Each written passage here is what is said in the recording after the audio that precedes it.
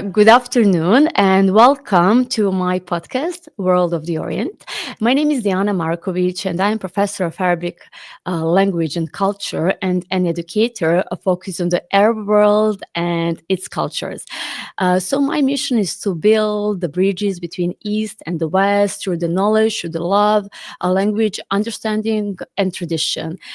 Today, I'm honored to have the opportunity to speak with my special guest and to explore a topic that has long captured my attention, the question about feminine energy, womanhood, and the place of women within Islamic tradition, as well as pre-Islamic goddesses and symbolic symptoms that shaped that earlier understandings of the feminine.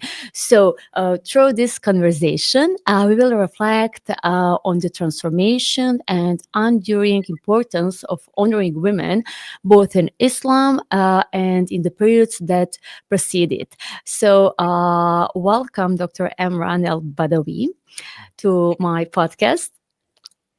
Thank you so much, Dr. Markovic, Diana, for all your kindness, intellect, and for really building bridges. It's an honor for me to join you today. Thank you very much. I will just introduce you. Your work is really amazing. First of all, you're Dean of the College of Liberal and Fine Arts at Tarleton State University, and there you're also the professor of History, Geography, and GIS. And you served as Dean since July 2024 in the University of Houston, and also you were their director of Middle Eastern Studies. You are, let's say, your publication, which you have, I don't know, it's a lot of many interesting books. I will mention it later, but maybe we can start here with all of these things, what is really, really, very interesting for me. And I would like to, let's say something maybe that will be interesting for you, and then you can jump with your answer. You will know how important the role of women is in the contemporary world. I would like maybe to begin by addressing the role of women that was often placed in the shadows, not only during the Islamic, let's say, period, but even the pre-Islamic era, and more generally throughout history. Behind every truly important thing or people, there was always have been a woman. So I recently made a short video about Khadijah, the first wife of the Prophet Muhammad alayhi salam, and I realized how many people here in the Europe actually do not actually know who Khadijah was and how profound her legacy is and how significant her role truly was. So this made me maybe reflect on how we might maybe revive and re-articulate the role of women today, let's say as a pillar of humanity. Maybe we can just begin with it. Yes, of course. So thank you. I'm sitting here taking notes because I enjoy hearing you and what you're saying. You have your many videos, and your active podcasting is extraordinary. I struggle to keep up. Thank you very much. The figure of Khadijah is fascinating, and in one of my earlier books, Khadijah plays a very prominent role. So, of course, Khadijah bint Khuwaylid is the first wife of the Prophet Muhammad, who was the founder of Islam. Hugely important person. She is the first Muslim ever. She is, according to Islamic tradition, the wealthiest person in all of Quraysh. Exactly. She is the one who proposes marriage and pays the dowry and marries the Prophet, not the other way around. Exactly, yes. And of course, she's the bridge between male and female, and between Jahiliyyah and Islam, and between past and present. And she connects, of course, the Jahiliyyah to the world of Islam through the figure of Fatima Zahra.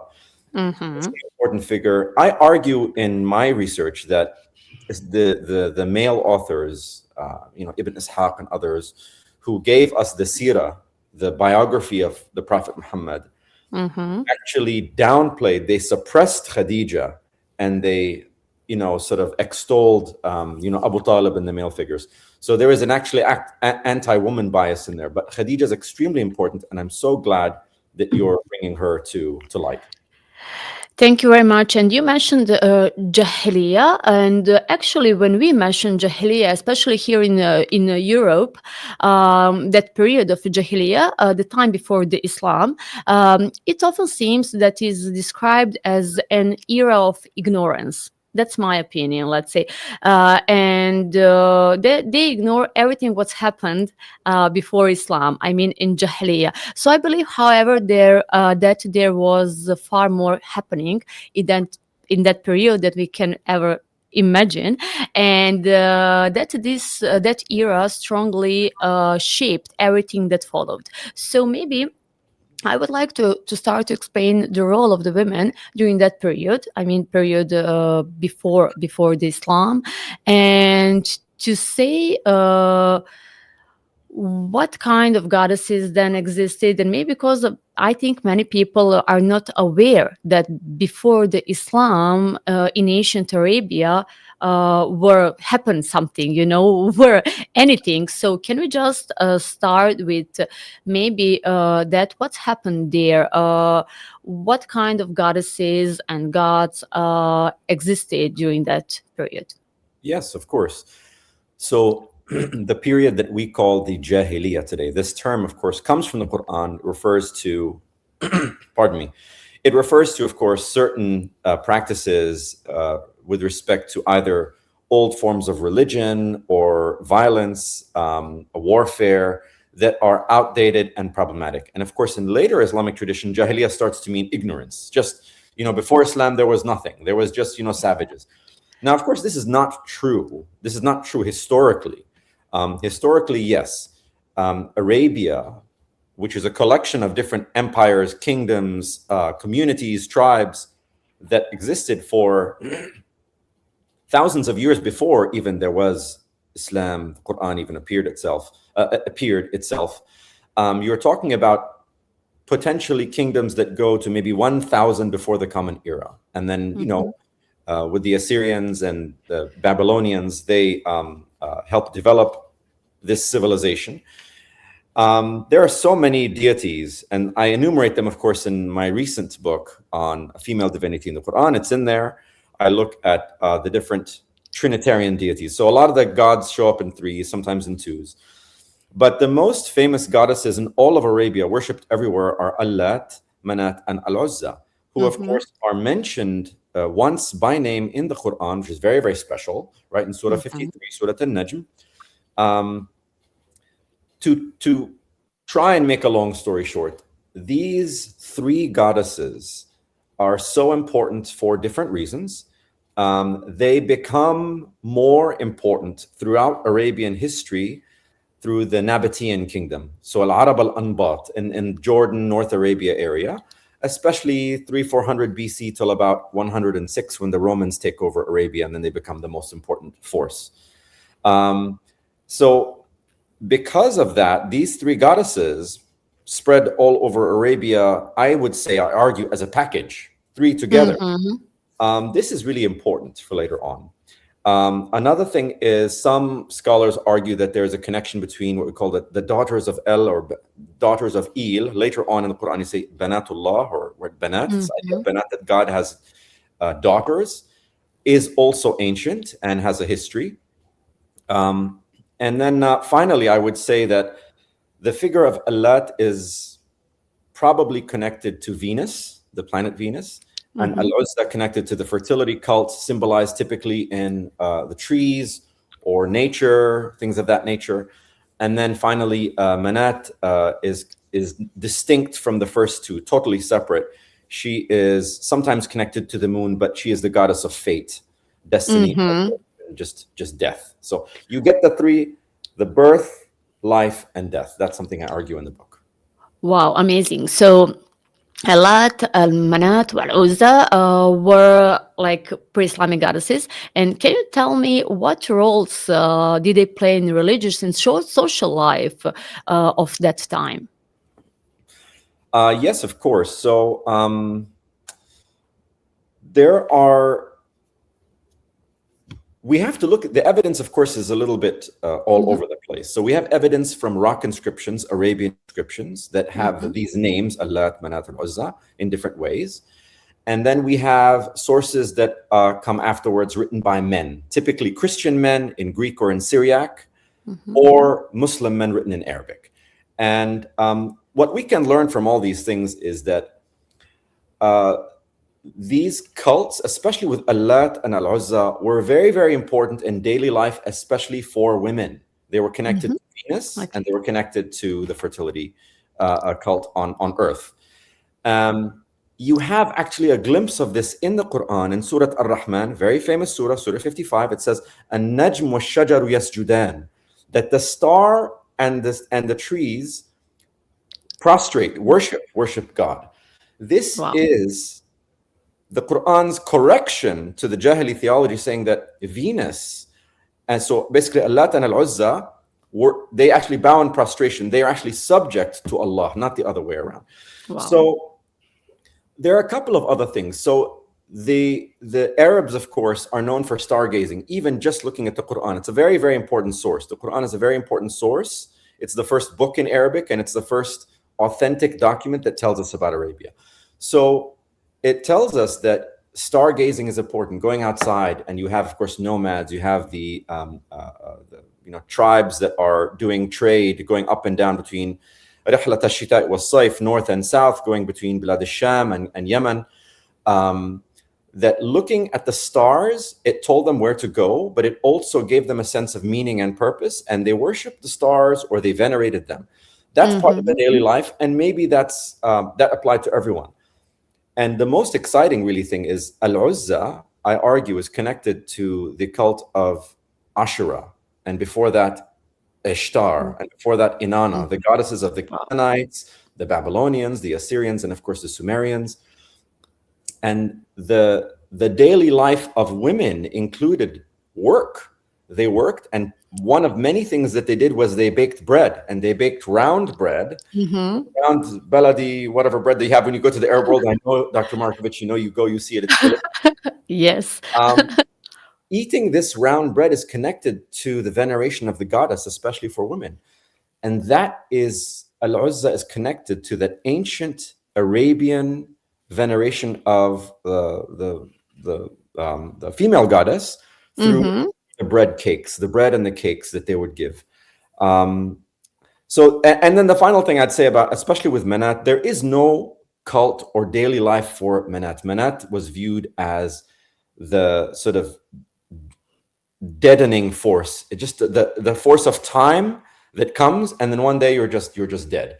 So Manat is feared, and the other two are sort of adored and loved and worshipped for protection and for gratitude and things of that nature. Wow, that's amazing. And I'm really impressed with that, let's say, correlation between all another mythology. You mentioned Roman, Greek, Egyptian as well. So Ishtar, Venus, Inanna, and all of that goddesses. So I think today we lost that connection, we lost that rituals, what women are naturally going to that, So, but maybe we can revive it, to be a little bit more connected with nature, with everything what surround us, the stars, the constellations, the nature, all of that things. So it's very important for this time where we live now. I think so. I can't say it better than you. And it is something that we have forgotten. So as believers of the Quran, non-believers, people who don't know anything about, they don't think about either Islamic tradition or pre-Islamic Arabia as including this divine feminine or female principles, female power, but it was everywhere. I want to mention this. Allat was the most famous goddess in ancient Arabia.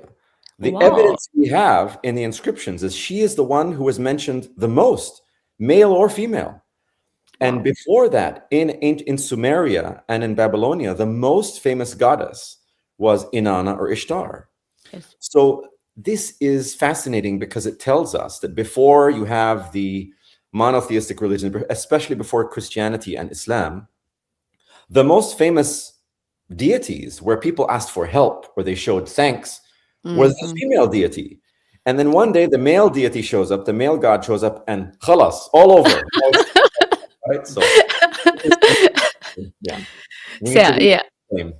yeah. So we need to revive that female goddesses, let's say. That's very interesting. And tell me, okay, today we, as I said, we lost that connection. But how people during that period were related to the goddesses?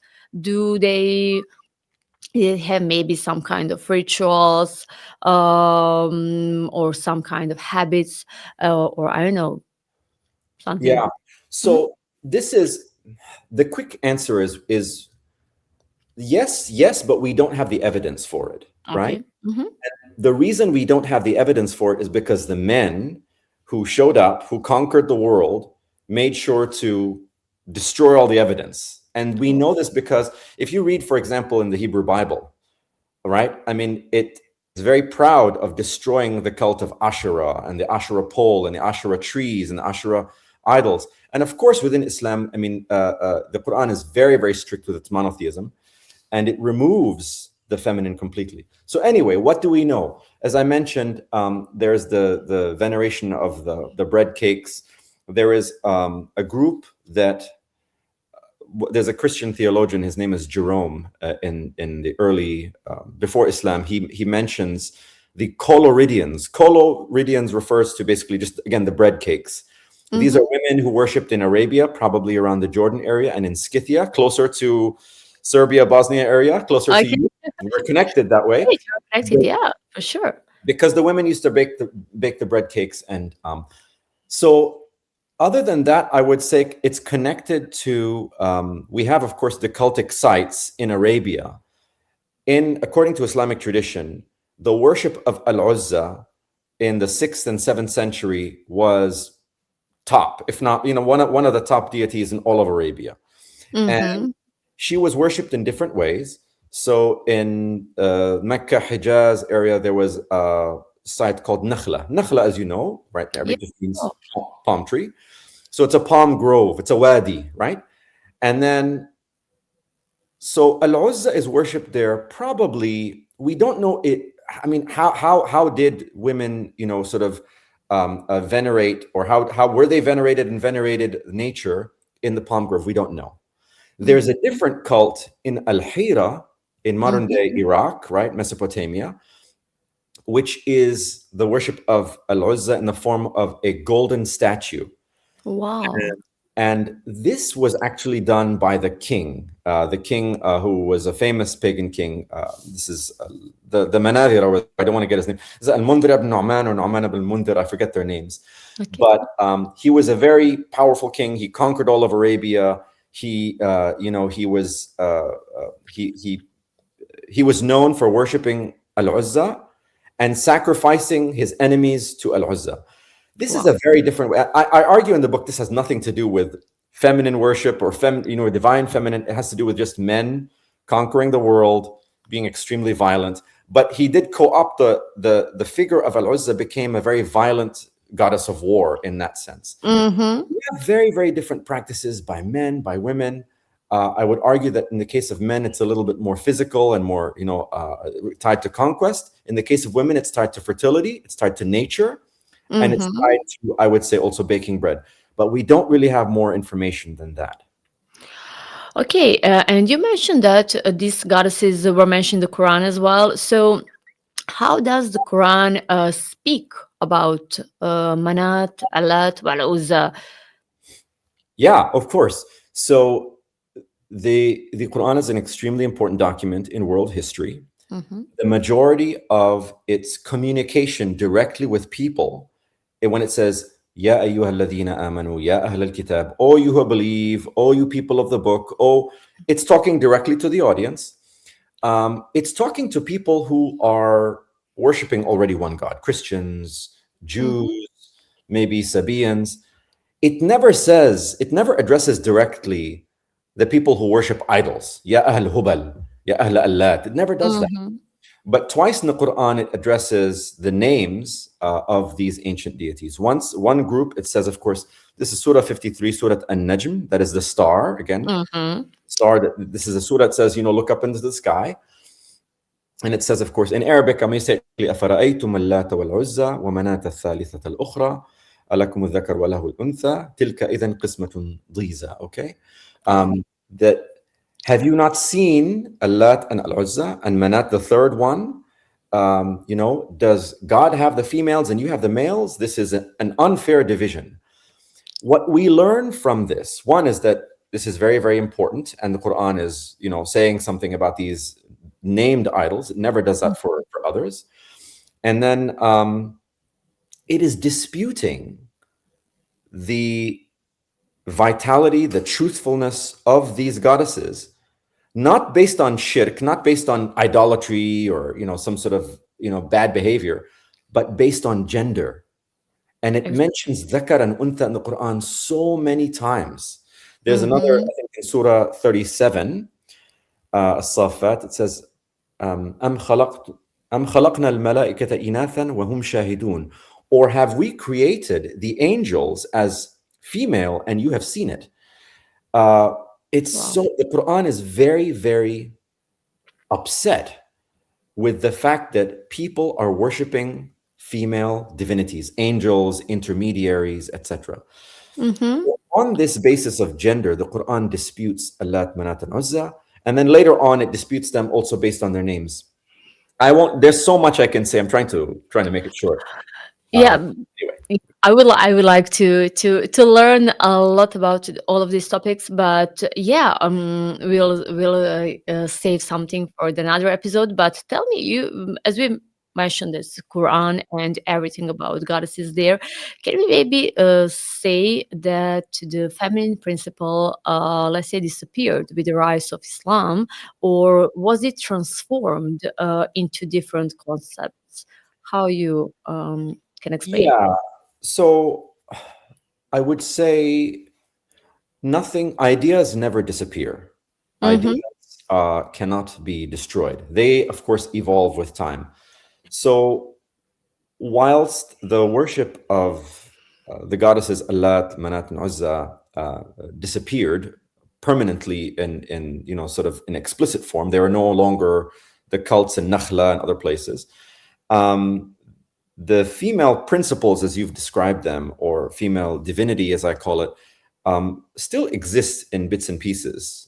Either you find them in the Quran. So there's two things I'll mention. One is, I say, of course, within my scholarship, that the Quran manages to subsume all the female into the male. So now within the Quran, the theology of Allah, which is there's only one God, includes Ar-Rahman, Ar-Rahim, and of course Rahma and Ar-Rahim and Silat Ar-Rahim all go back to the womb. And when the word, even the English word womb and woman, they're synonymous, right? So the same thing happens in the Quran, is that God has no gender, but he's addressed as masculine. But his characteristics, his sifat, include female principles. And the most important one, Rahma, is the most feminine one, right? So this is something, again, all of us need to pause and think, okay, think about this a little bit. Why is it Rahman Rahim? The second thing I would say is, within Islamic tradition, you have figures like, again, I mentioned Fatima Zahra and Rabia al-Adawiyya. She's a famous saint, one of the beginners of this whole Sufi movement, and other figures as well who preserve some of the female qualities and stories coming from the ancient Near East and the Jahiliyyah. Fatima Zahra, I would say, is connected to Venus and the bread cakes, and Rabia al-Adawiyya is connected to the passionate lover. And I find that to be exciting. But that's actually in the third book. That's the next book coming up. Wow, great. Yeah, I need to mention your book, by the way. Your publications include Female Divinity of the Quran, Queens and Prophets, the Quran and the Aramaic Gospel Traditions, and Communities of the Quran. So you're preparing new one, or what's happening right now? Yeah, so I have a third book. Okay. Its name keeps changing, but the titles you mentioned, so Queens and Prophets and then female divinity, and then the last one is going to really look at women in the Jahiliyyah and early Islam. This Wow. is a trilogy. It's one collection. Uh-huh. And Great. the goal really is to look at the role of women in Arabia and to give them the voice that was taken away, and looking especially at marriage practices, at how they conducted their public life. Mm-hmm. Some of the practices are a little bit shocking, which I think are Wow.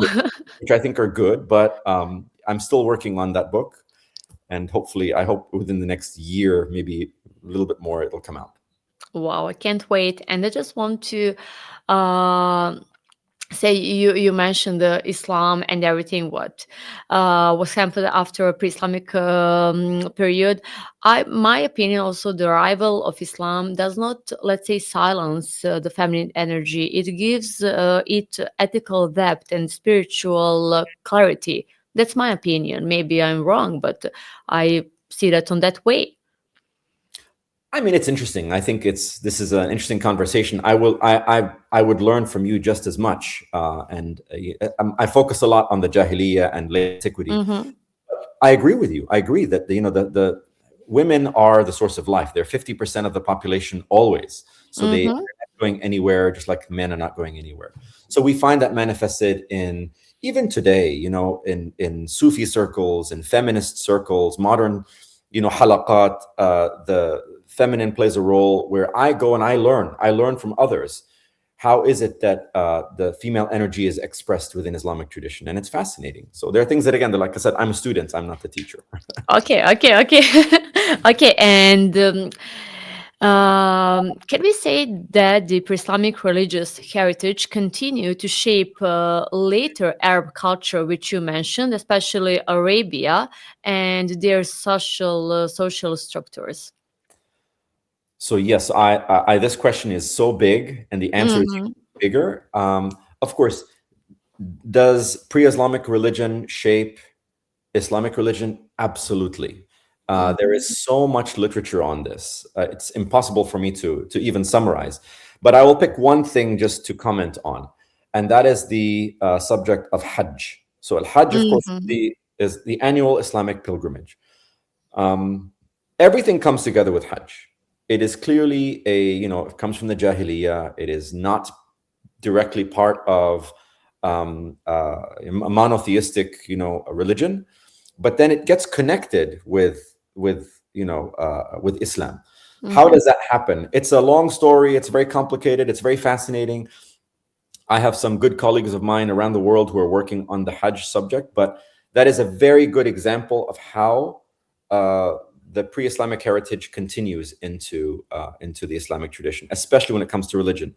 And of course, another example is within Islamic religion. We have, of course, in Sunni Islam, you have the Arkan al-Islam, the five pillars of Islam, Mm-hmm.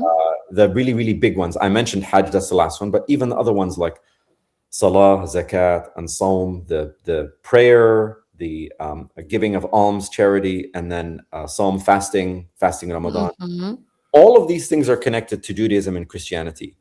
And the Quran is very proud that it is connected to Jews and Christians. And it is telling them, I'm here to make this, to confirm this and to correct it and to make it better. So, of course, the Quran is connected to everything that comes before it, and it gives it new life. And one last thing I will mention, of course, is even within Islamic tradition, within the hadith, the sayings of the Prophet Muhammad, he says, Mm-hmm. Mm-hmm. لأتمم مكارم الأخلاق. مكارم الأخلاق. I'm here to confirm the best of your conduct, the best of your behavior. Those behaviors are the behaviors of the Arabs, the tribes. Mm-hmm. So definitely, we need to study the pre-Islamic heritage and appreciate it, Mm-hmm. and know that it is part of our life today, as even in modern Islam.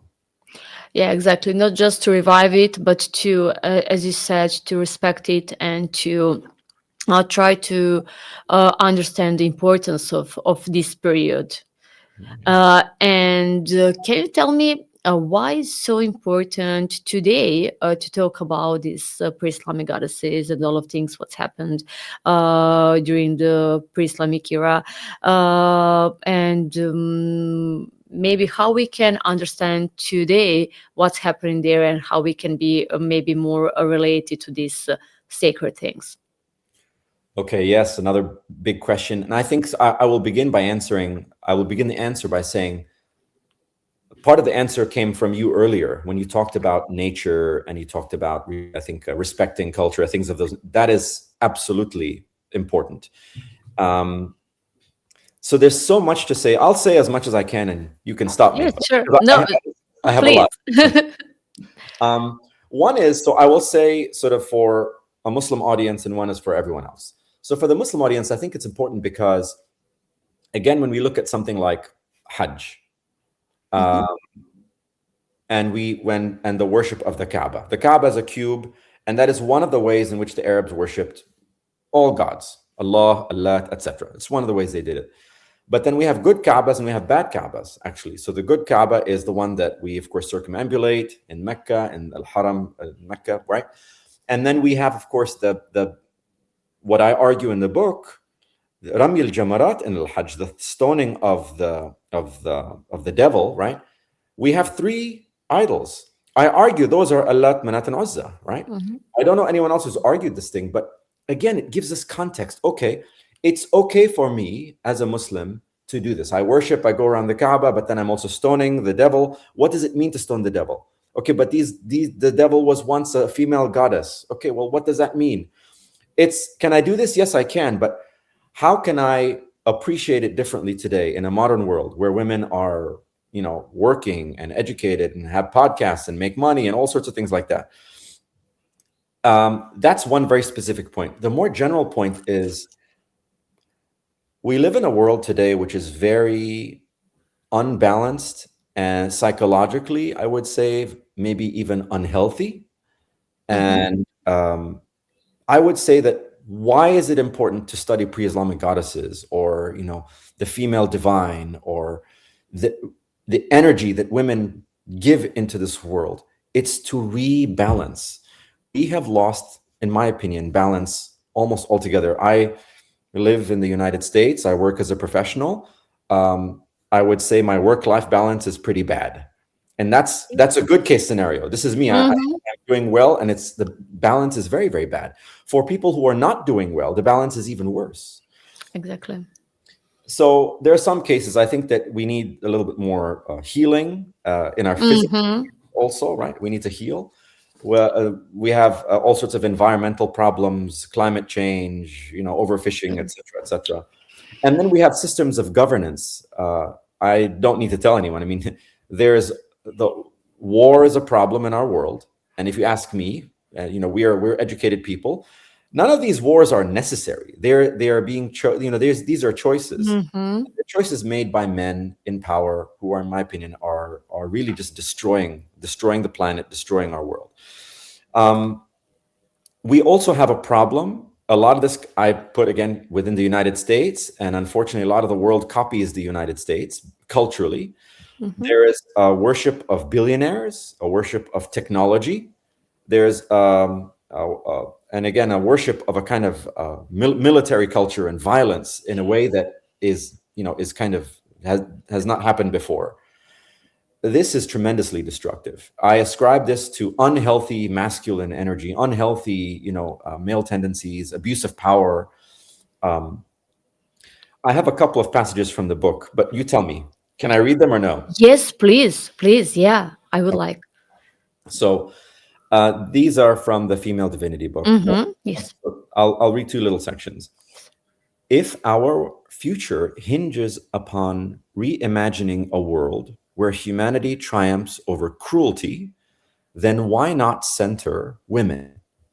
In doing so, we would be doing nothing new, but rather reclaiming the natural order of ancient times. As the bearers of life, women have been the guardians of humanity for countless millennia. Wow. If I can add in there, the first author of all history is a woman, Exactly. right? And Nadwana in ancient Mesopotamia, she was a princess, daughter of Sargon, famous king, right? She wrote and the thing that she wrote, where she wrote the hymns to Inanna, which I use in my research It's a very rare, very, very precious source where a woman is writing and telling the story of woman's energy. That is such a precious source. People don't know this. People need Exactly. to know. They need to learn. Hmm.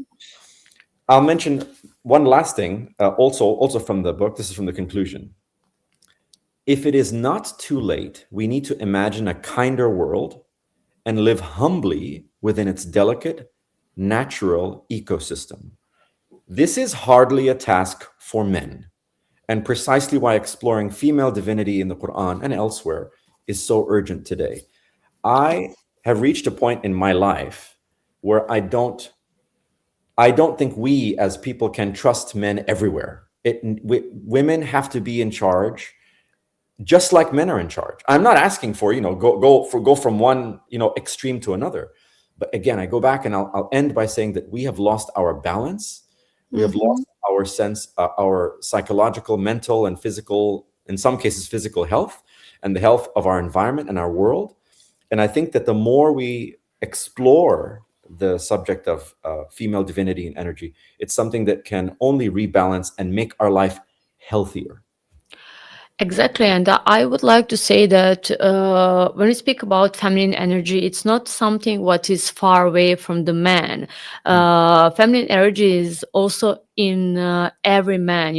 Like every woman has inside herself the masculine energy. That's a normal thing. We just need the balance of all of these things, and I'm not sure where problems started with these kind of, I don't know, masculine energy, which women today have a lot. Uh, I don't know why that's happened, maybe because of the wars, maybe because of that narrative, which we have through the media and all of these things. But I really would like for every woman to just realize how beautiful it is to be a woman, and how beautiful it is to can care about someone, to can love someone on the some that gentle way, and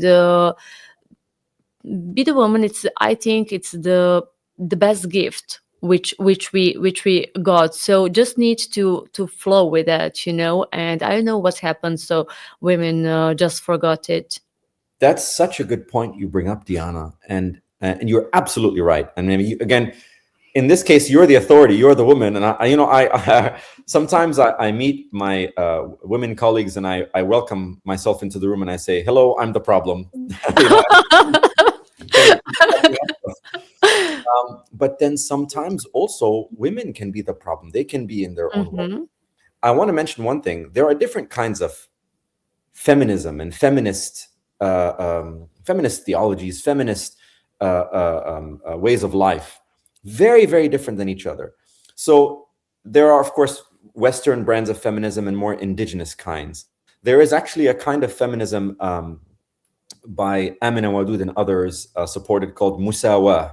Musawa in Arabic means Hmm. equality. But Hmm. this is it's an organization which promotes a kind of equality with men and women based on family. Just like you're saying, Hmm. the love and caring for people, rather than, oh, you're a woman, I'm man, we're going to compete against each other. Exactly. You and I are not going to compete, and then whoever is stronger is going to win, whoever makes the most money, and whoever loses is sad and depressed and addicted to drugs and is, in Hmm. problems. We share this world. And because you're so feminine and I'm so masculine, we can complete one another rather Exactly. than compete with one another. Anyway, so I agree with Exactly. Yeah. And one more thing, I think the problem started maybe when women get a right to, especially in the Arab countries, to start with their job, and then, all women, that's my opinion, just started to put all efforts to earn the money. you. So all of many people, just blame that the job, the work, because they lose their feminine energy. But that's not a problem. I think every man, every woman needs to have that kind of inspiration to do something, and it's not about competition, which you mentioned. It's something that I have some gifts, you have some gifts. I will show that gifts on my way, on my through my energy, my feminine energy, and you just need to show that through your masculine energy, and we will meet there. It's not about that the women cannot work, or they're not, let's say, worth enough to earn a lot of money or something like that. But it's just about to do that on our way, and our way is more gentle than way of the man. So I think that's the whole point. I That was so well said. I have nothing to add. Thank you very much. Yeah. Thank you. So, yes, I think we just, let's say, uh, we didn't mm,